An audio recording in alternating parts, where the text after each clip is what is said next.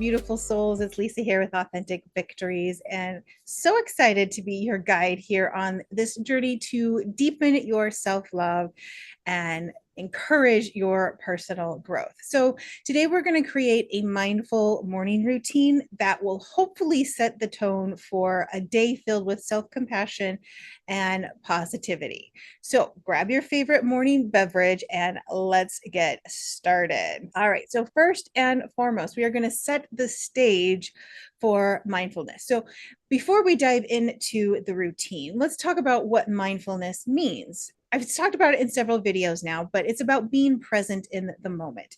It's about being aware of what's going on, fully engaging in your experiences, in your life, in your day without judgment. So when we start our day mindfully, the idea, right, is that we're setting ourselves up for success in self-love, self-care, a positive attitude, whatever we are kind of hoping to achieve.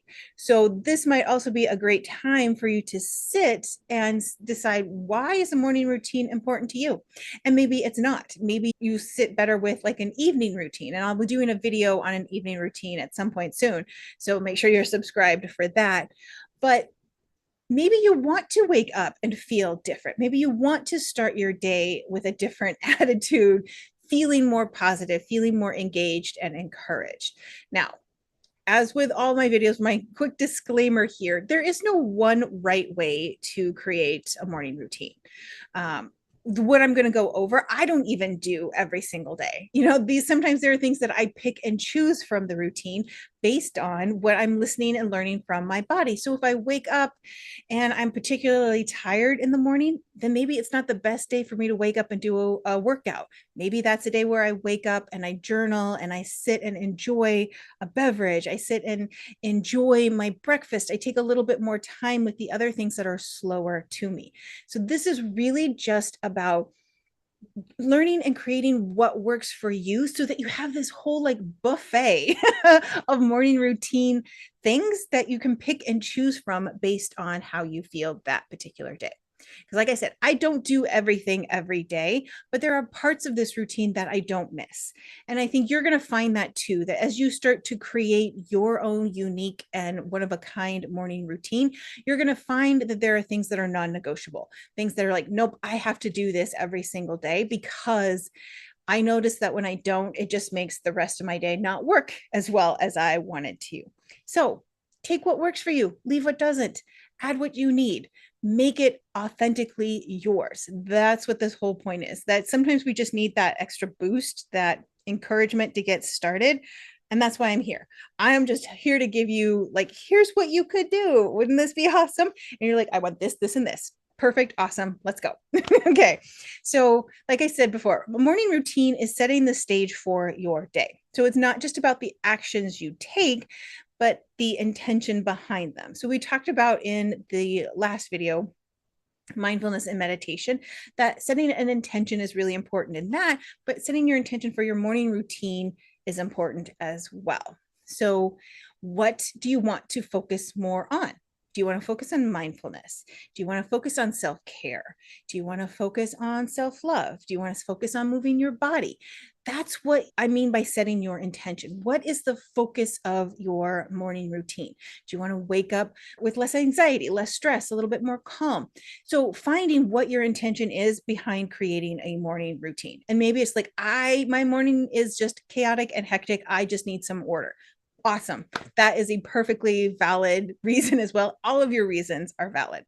So, taking a moment to sit down, grab a journal, a piece of paper, and really think about what your intention is in doing this. Don't do it just because I said it, or do it because your best friend or you saw it on TikTok or somewhere else.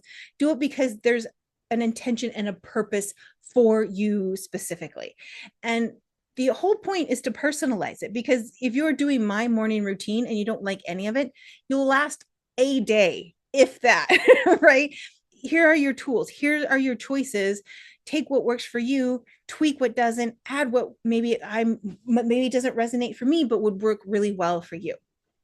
All of us are saying that make it your own. You're going to stick with it. That's the whole point. Long story short, too long don't read. Okay. So first, I like to create a space where I can, in my brain, be like, this is my space where I do this. So behind me, this is the space where I do my yoga and my meditation and where I teach my classes. So, and this is a space that is designed specifically for that. You know, my yoga mat's there, I got the blocks, I got all of the good stuff. So maybe you don't have a ton of space in your house. Can you create a chair? Can you create a corner in your place where you can throw a comfortable pillow, where you can maybe have a little bookshelf with some candles and where you can store your journal? Creating a space that you recognize as that's the only thing that I do there. Right. So I'm not like working back there. I'm not cooking dinner. I'm not doing a million other things. My space is very specifically designed. This is what I do there. So find it. Don't go out crazy and like you have to decorate it. It doesn't have to be fancy. Just find a place that you like to spend time, right? A space where you feel inspired, where you feel calm, where you feel at peace. Maybe it's in a closet because that's the only spot in the house where your kids, your pets, your partner can't find you. Make it simple. Okay. So one of the ways that I like to start my day is with a breathing exercise. So, I've talked before about equal ratio breathing, and that is an awesome way to do that. One really quick way that anybody can really do is to just sit, close your eyes. You're going to take a deep breath in through your nose, pause, and then exhale through your nose, through your mouth, however that feels good. And maybe it's one of those days where you breathe in and you just gotta make a sound to let it out. But this is about tapping into the sensation of breath. Another breathing technique I like, and you may have seen this in other places, is called alternate nostril breathing. So we're gonna take my glasses off for this one because we have to bring our hands up to our face. So your left hand is gonna sit there, bring your thumb and your index finger together and let it just rest on the top of your hand. Your right hand, you're gonna bring two fingers to the kind of center in between your eyebrows. Your ring finger is to your left nostril. Your thumb is on your right nostril. So just your hands here, both nostrils open, eyes closed. You're just going to breathe in, breathe out. Breathe in, breathe out. Breathe in, breathe out. All right, so now with our thumb, we're going to close the right nostril and you're just going to breathe in and out through the left nostril. So a little caveat here. If you are having allergies, you have a cold, you're having difficulty breathing, skip this one, go back to just our regular both nostril breathing. So, because that you need both nostrils to be clear for this. So, with that right nostril closed, you're just going to breathe in through the left nostril and out through the left nostril. In through the left nostril and out through the left nostril. One more, in through the left nostril and out through the left nostril. Good. Now with our ring finger, we're going to close the left nostril, let that right nostril open. Same thing. We're going to inhale in through the right nostril, exhale through the right nostril. Inhale in and exhale through that right nostril. One more, inhale in and exhale. And then if you want to take another round of inhaling and exhaling through both nostrils. So that could be a really great way to bring some focus to that. We're going to take it up a notch in case you feel like you want to challenge that. So again, left hand is just staying like this, letting it relax, let it chill out here. Index and middle finger to that spot between our forehead. So again, first two fingers, that spot in between our forehead.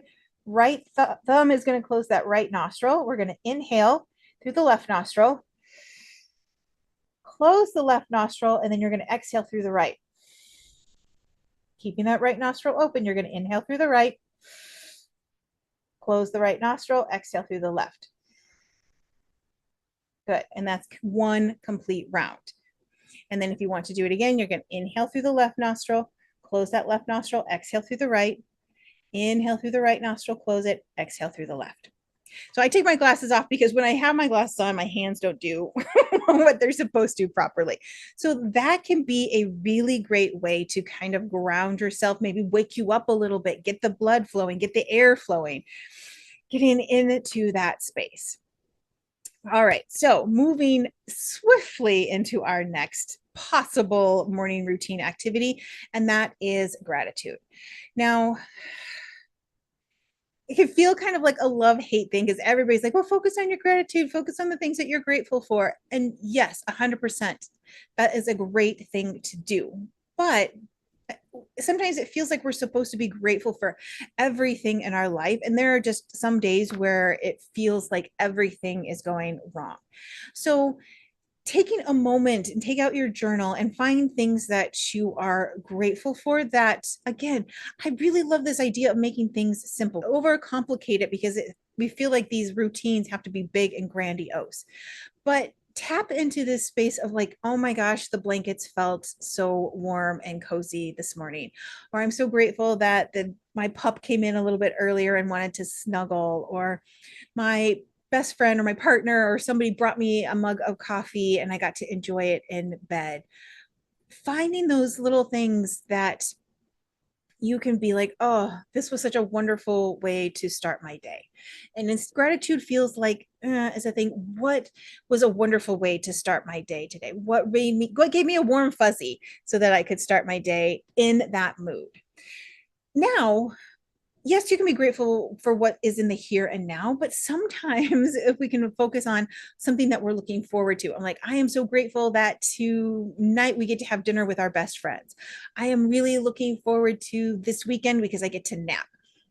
Finding something that you were like, oh, I am so excited about this. So maybe you could switch excited for gratitude. What is exciting you today? Because not sometimes, always, language matters. So, what are you excited about? What's going to bring you joy, happiness, excitement about your day? Because that can be just as powerful as gratitude.